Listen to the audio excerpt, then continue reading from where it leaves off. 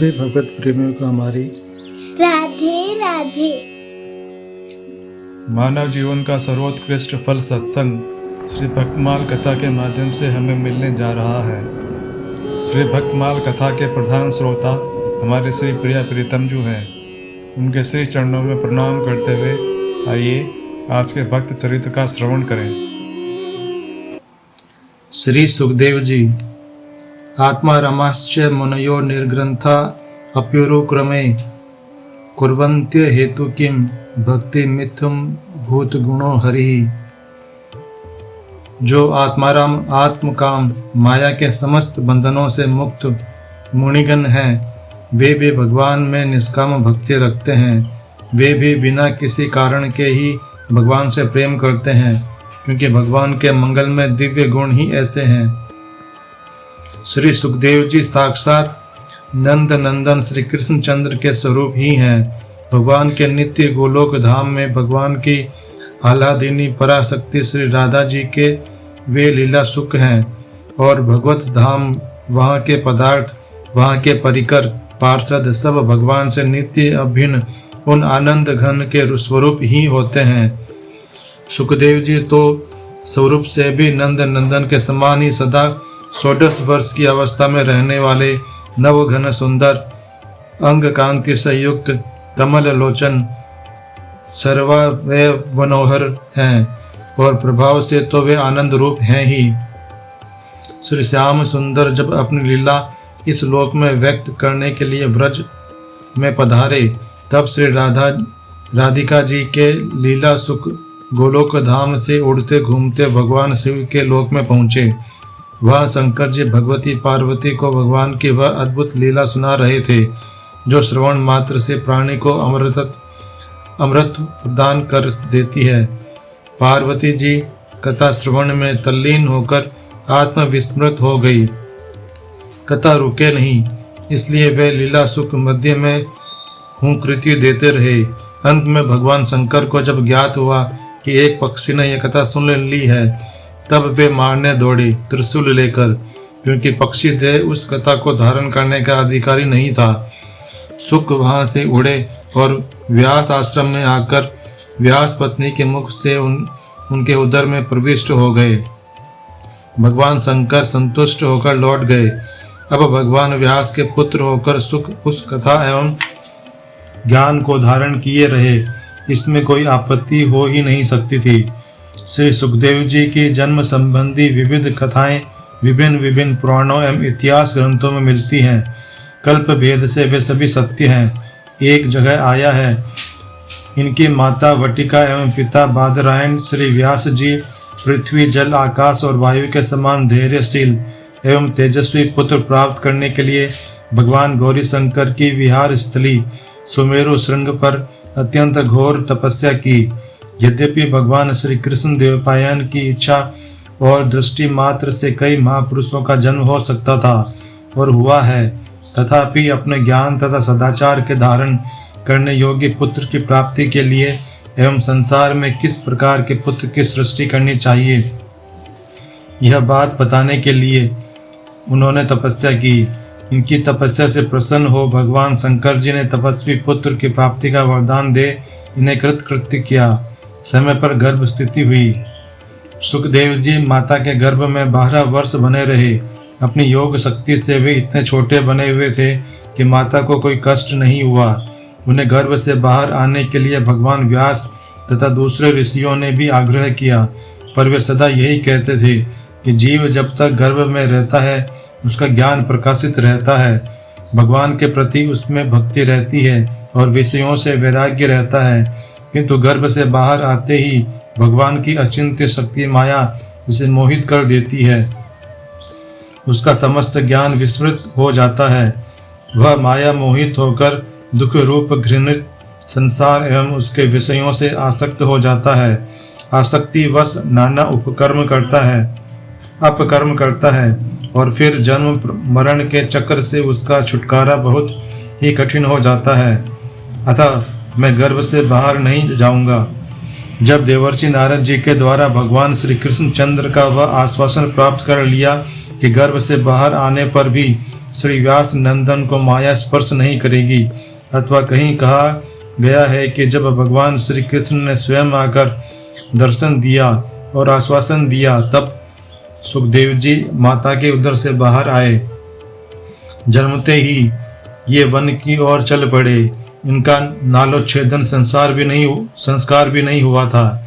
इतने सुंदर सुकुमार ज्ञानी पुत्र को इस प्रकार तत्काल विरक्त होकर वन में जाते देख भगवान व्यास व्याकुल हो गए। वे पुत्र पुत्र पुकारते हुए सुखदेव जी के पीछे चलने लगे।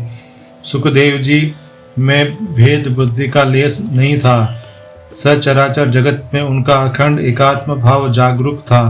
उनकी इस एकात्मकता का इतना प्रभाव हुआ कि वृक्षों से वाणियां फूट पड़ी और उनकी ओर से वृक्षों ने व्यास जी की पुकार का उत्तर दिया। भगवान व्यास सुखदेव जी को पुकारते हुए उनके पीछे विह्वल हुए चले जा रहे थे। एक स्थान पर उन्होंने देखा कि वन के एकांत सरोवर में कुछ देवांगनाएं स्नान कर रही थीं। वे व्यास जी को आते देख लज्जावश बड़ी शीघ्रता से जल से निकलकर अपने वस्त्र पहनने लगी। आश्चर्य में पड़कर व्यास जी ने पूछा, देवियों, मेरा पुत्र युवक है, दिगंबर है, इधर से अभी गया है। आप सब उसे देखकर तो जल क्रीड़ा करती रही। उसे देखकर आपने लज्जा का भाव नहीं प्रकट किया, फिर मुझ वृद्ध को देखकर आपने लज्जा का भाव क्यों प्रकट किया? बड़ी नम्रता से देवियों ने कहा, महर्षि, आप हमें क्षमा करें।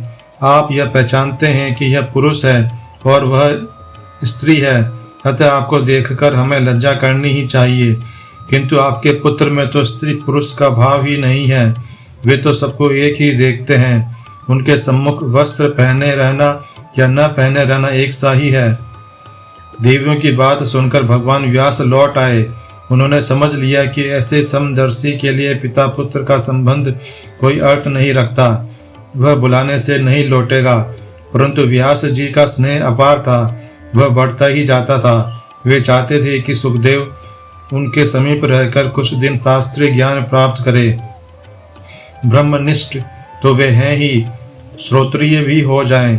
व्यास जी जानते थे कि ऐसे आत्माराम विरक्तों को केवल भगवान का दिव्य रूप एवं मंगलमय चरित्र ही आकर्षित करता है। अतएव व्यास जी ने अपने शिष्यों को श्री श्याम सुंदर के परम मनोहर स्वरूप की झांकी का वर्णन करने वाला एक श्लोक पढ़ाकर दिया कि वन में वे उसे बराबर मधुर स्वर से गान किया करें। ब्रह्मचारीगण समिधा फल पुष्प कुश लेने वन में जाते तो वह श्लोक गाया करते थे।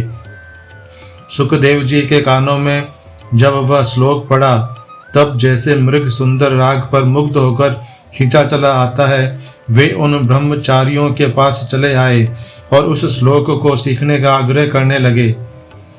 ब्रह्मचारी उन्हें व्यास जी के पास ले आए और वहां पूरे श्रीमद् भागवत का अध्ययन किया। सुखदेव जी ने गुरु के द्वारा प्राप्त ज्ञान ही उत्तम होता है।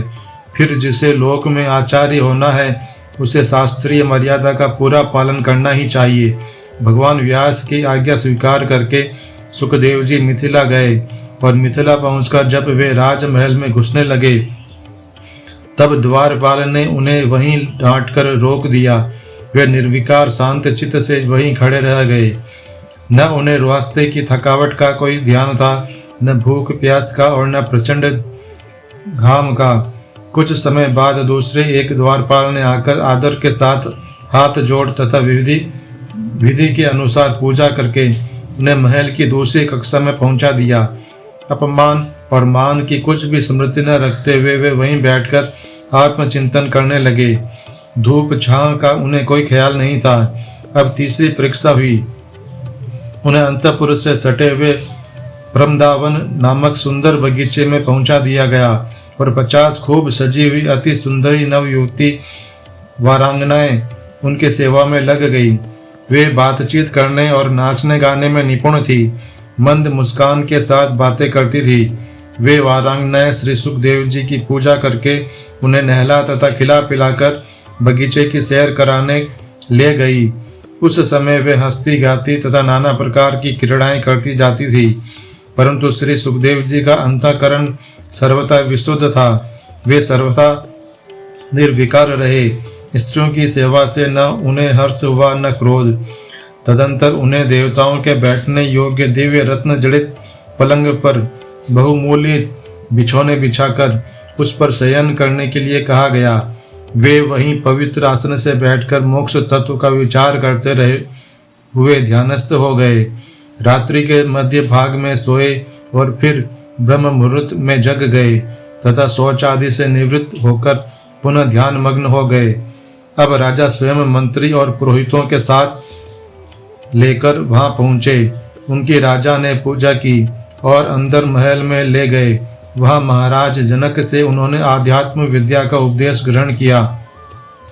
वैसे तो वे जन्म से ही परम विरक्त हैं, नंगे उन्मत्त की भांति अपने आप में आनंद मग्न भगवान की लीलाओं का अस्फुट स्वर में गान करते तथा हृदय में भगवान की दिव्य झांकी का दर्शन करते वे सदा विचरण करते रहते थे। वे नित्य अवधूत किसी गृहस्थ के यहाँ उतनी देर से अधिक कभी नहीं रुके जितनी देर में गाय दूध दुही जाती है। जब ऋषि के साप का समाचार महाराज परीक्षित को मिला कि उन्हें 7 दिन पश्चात तक्षक काट लेगा और उससे उनका शरीरपात हो जाएगा, तब वे अपने ज्येष्ठ पुत्र जन्मेजय को राज तिलक करके स्वयं निर्जल व्रत का निश्चय कर गंगा तट पर आ बैठे। इस समाचार के फैलते ही दूर दूर से ऋषिगण महाभागवत परीक्षित पर कृपा करने वहां पधारे।